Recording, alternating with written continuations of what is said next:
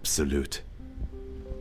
The hum persisted, oscillating through the confined space like a spectral presence, insidious and unrelenting. Every breath seemed to echo the same monotonous drone, a symphony of despair that seeped into the marrow of my bones. The vibrations, relentless and invasive, wrapped around my body. Each oscillation, a cruel reminder of our collective captivity. We were a congregation of the forsaken, our torment universal yet uniquely personal.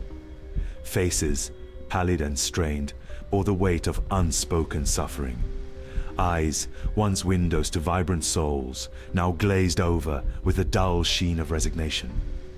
The air, thick with the scent of despair, pressed down on us, a suffocating shroud that stifled any semblance of hope.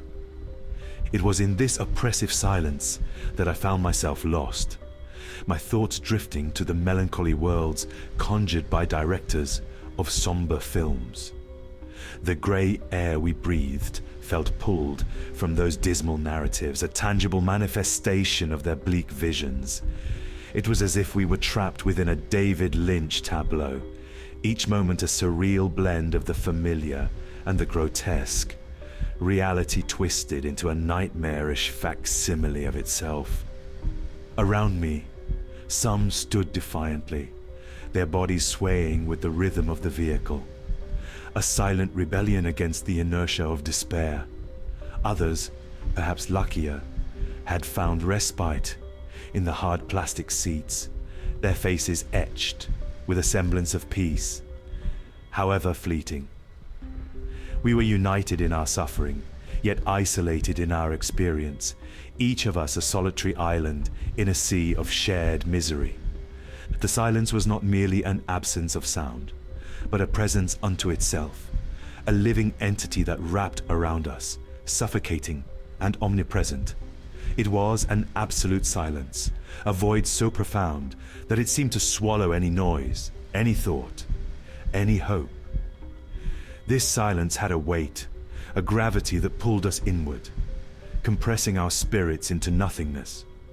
If it continued perpetually, this whisper would deceive our super brains, rendering them non-existent.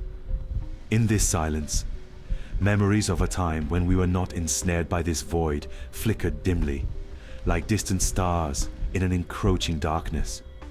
We had once known the songs of angels, melodies that spoke of hope and joy and life.